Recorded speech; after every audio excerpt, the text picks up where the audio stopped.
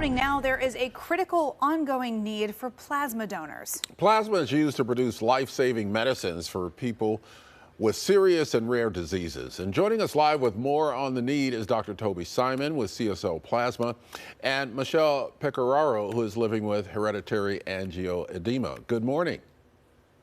Good morning.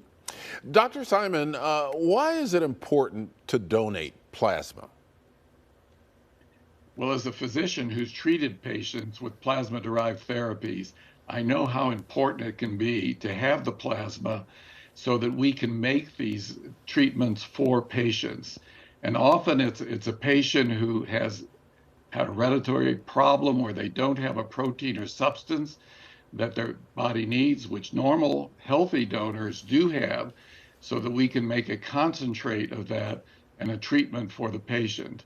So we use this for bleeding disorders, for neurological disorders, respiratory diseases, and not only inherited and rare diseases, but also these treatments can be important in the intensive care unit as well. So we really need the plasma in order to be able to have these therapies available. So, Michelle, plasma therapy has been integral to your treatment living with hereditary angioedema. Tell us about that and how plasma donations have helped you. Well, with my particular condition, hereditary angioedema, it is inherited, which means that I inherited it from my father, and then my youngest son inherited it from me. So it is a family disorder in our case. And what that means is we're missing a critical protein. So anywhere that blood flows in our body, we can have catastrophic bouts or attacks of swelling.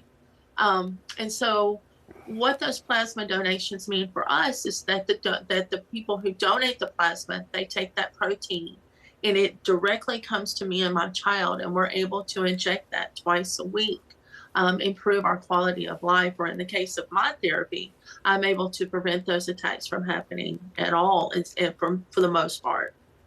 Dr. Simon, are there any limitations on who can donate plasma?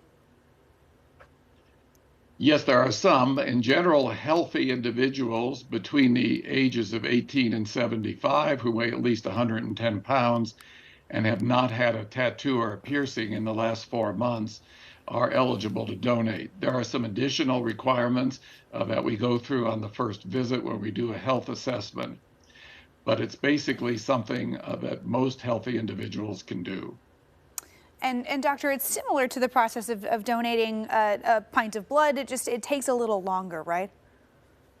Right. It's actually, rather than a straight donation, we use a process called apheresis, where there's a needle and into the vein, and then the blood goes through sterile equipment in an apheresis machine. The red cells are returned to the donor, so the donor doesn't become anemic or iron deficient, and then the plasma is retained to make these important therapies. And then we provide a saline infusion at the end to restore the donor's volume. So under these circumstances, the individual can donate up to twice per week, rather than waiting 8 weeks as you would do after a whole blood donation. Yeah, Dr. Simon and Michelle, thank you so much for joining us on AM Extra talking about this very important topic. Thank you. Thanks for having us. And for more information, if you want to sign up to donate, you can find locations near you. Go to cslplasma.com. As Michelle mentioned, there are a lot of folks out there who need this, for their daily quality of life. Yeah, absolutely.